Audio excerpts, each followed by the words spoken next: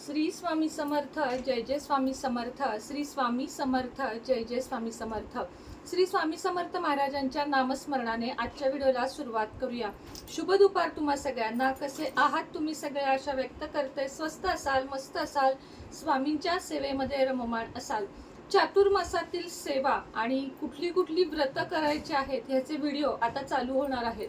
आज सर्वप्रथम चातुर्मासामध्ये तुम्हाला कोणत्या कोणत्या सेवा कराव्यात ज्या खरंच उपयोगी पडतात. आपल्या दैनंदिन जे आयुष्य असतं किंवा दैनंदिन रोजच्या ज्या कटकटी असतात, आर्थिक असतील, मानसिक असतील, घरातल्या असतील, या सगळ्यामध्ये सुख शांती लागावी म्हणून हा चातुर्मास खूप जास्त महत्त्वाचा आहे.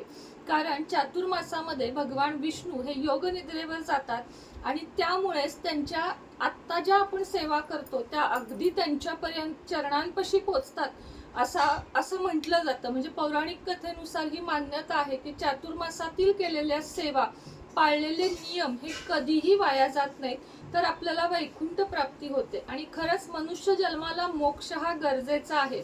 चुकूनही बोलता बोलता आपण जे म्हणतो की नाही की पुढच्या जन्मी किंवा पुढच्या जन्मी मला हे नको, हा जन्म नको, पुढच्या जन्मी मला कुत्र्या मांजराचा जन्म दे पण माणसाचा नको, हे जे आपल्या तोंडातून चुकून जातं, किंवा पुढच्या जन्मात या नवऱ्याची मी बायको कधी होऊ नये किंवा या बायकोचा नवरा मी कधी होऊ नये, जेव्हा आपण कळत न कळत हे व्हायब्रेशन आपल्या ओरापर्यंत पोचवतो किंवा ब्रह्मांडापर्यंत पोचवतो, तेव्हा पुढचा जन्म हा शब्द फक्त ब्रह्मांडाला कळतो आणि त्यामुळे आपल्याला पुढचा जन्म मिळतो. आणि पुढच्या जन्मात सुद्धा मग या सगळ्या विवंचनेनं आपण त्रासलेलो असतो आणि मग पुन्हा तेच नित्य नियम चालू होतात. म्हणून कधीच म्हणायचं नाही की मला पुढचा जन्म हा मिळू दे किंवा मला पुढचा जन्म हा नको, हा हवा आहे. कारण कुठलाच जन्म सोपा नाही. आपण म्हणतो की ह्याचं आयुष्य खूप छान आहे, त्याचं छान आहे, तसं नसतं. प्रत्येकाच्या आयुष्यामध्ये अशा काही गुपित अडचणी असतात ज्या तुम्हाला मला सुद्धा माहीत नसतात की तुमच्या आयुष्यात काय चाललंय किंवा माझ्या आयुष्यात काय चाललंय. आपण बऱ्याच वेळा ते प्रारब्धाचे भोग म्हणून संपवून टाकतो, पण ते यातना भोगणं फार कठीण असतं आणि म्हणूनच चातुर्मासातल्या सेवांना महत्त्व आहे. तर चला, व्हिडिओला सुरुवात करण्याच्या आधी सांगू इच्छिते की तुम्ही माझ्या चॅनेलला अजूनही, आपल्या चॅनेलला अजूनही सबस्क्राईब केलं नसेल तर कृपया सबस्क्राईब करा. आणि तुम्हाला जर माझं नोटिफिकेशन येत नसेल, माझा रोजचा नवीन व्हिडिओ तुम्हाला दिसत नसेल, तर तुम्ही 1 सेकंदासाठी मला अनसबस्क्राईब करा आणि पुन्हा सबस्क्राईब करून ऑलचं बटन क्लिक करा. कारण मला अनेक असे कमेंट येत आहेत की ताई तुमचे व्हिडिओ का येत नाहीयेत किंवा 1 वर्षानं तुमचा व्हिडिओ दिसला. तर याचं कारण आहे की यूट्यूब कडून नोटिफिकेशन मिळत नाहीये, तर त्यासाठी तुम्ही अनसबस्क्राईब करून सबस्क्राईब करू शकता. चला, आजच्या व्हिडिओला सुरुवात करूया. चातुर्मासामध्ये करण्याच्या सेवेमध्ये सगळ्यात 1 नंबरची सेवा आहे ती म्हणजे रोजच्या रोज देवपूजा करणं, एकही दिवस खंड न पाडता.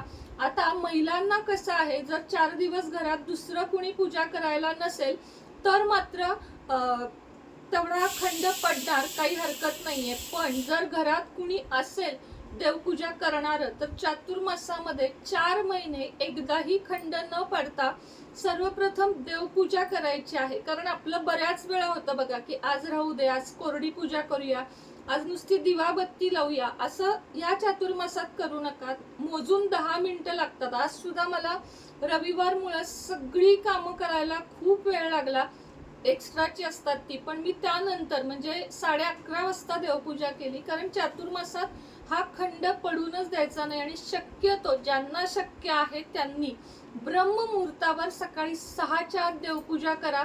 बघा तुम्हाला किती प्रसन्न वाटेल आणि किती तुमच्या आयुष्यामध्ये बदल होतील. नंबर 2 ची सेवा चातुर्मासामध्ये सगळ्या देवांना विधिवत अत्तर गंध लावा. धूप दीप तुपाचा दिवा दररोज लावा, एकही दिवस खंड पाडू नका. आणि तुम्हाला जर असे तुपाचे दिवे हवे असतील जे 1 तास जळतात, ह्याला गाईच्या शुद्ध तुपाचे, स्वामी समर्थ गाईच्या तुपाच्या वाती आहेत या, आणि या 1 तास 10 मिनिटं जळतात, पूर्ण ऑर्गॅनिक आहेत.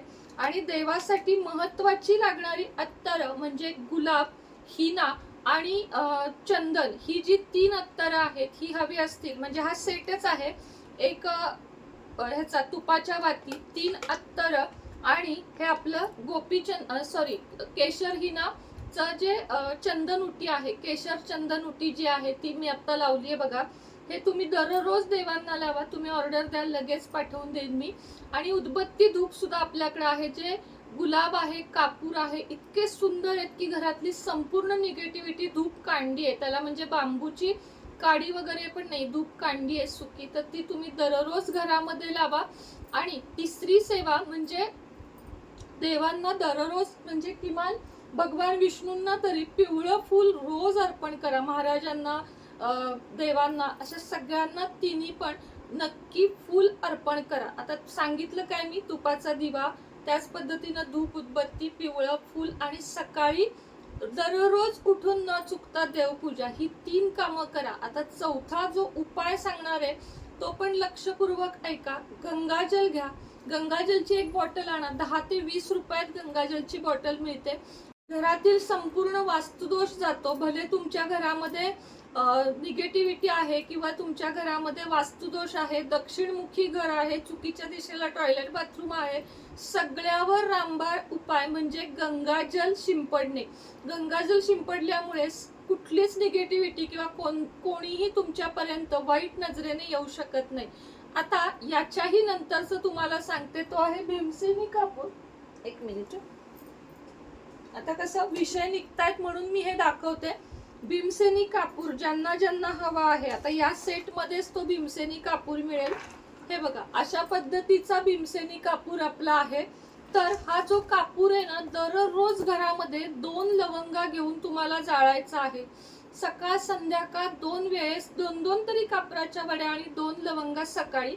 संध्याकाळी लवंगांची गरज नाही. आणि संपूर्ण घरात ह्याचा धूप पसरवायचा. मी सुद्धा आत्ताच हे केलेलं आहे. आणि त्यासाठी हवा तो शुद्ध कापूर. तुम्ही म्हणाल की ताई तुम्ही ह्याच्यामध्ये प्रमोशन करताय का, तर तसं नाही. मी तुम्हाला कधीच जबरदस्ती करणार नाही की हे साहित्य तुम्ही माझ्याकडूनच घ्या. जस्ट माझ्याकडे आहे म्हणून मी हे व्हिडिओ करता करता दाखवत आहे. माझा सेवा सांगण्याचाच उद्देश आहे. पण जे इच्छुक असतील त्यांना माझ्याकडून जर ओरिजिनल साहित्य हवं असेल तर घेऊ शकता. बाकी तुम्ही तुमच्याकडचं वापरलं माझी काहीच हरकत नाही, कारण मी असा कधीच दावा करत नाही की ओरिजिनल वस्तू फक्त माझ्याकडे मिळतात. हा हक्क आपल्याला नाहीये, बरोबर आहे ना. तर सांगण्याचा उद्देश हा की या 4-5 उपाय किंवा सेवा जर तुम्ही संपूर्ण चातुर्मास केलात तर मला 5व्या महिन्यात येऊन तुम्ही स्वतः सांगाल की ताई आमची अमुक एक अडचण होती आणि ती आता बऱ्याच प्रमाणात 90% कमी आलेली आहे. आशा व्यक्त करते की तुमचं माझं सर्वांचं विष्णू भगवानांनी ऐकू दे आणि त्यांच्या चरणी आपण विलीन होऊ दे. आपल्या सेवा त्यांच्यापर्यंत पोहोचू दे. बाकी नवीन व्हिडिओ सोबत तुमच्यापर्यंत उद्या पोहोचेल. श्री स्वामी समर्थ.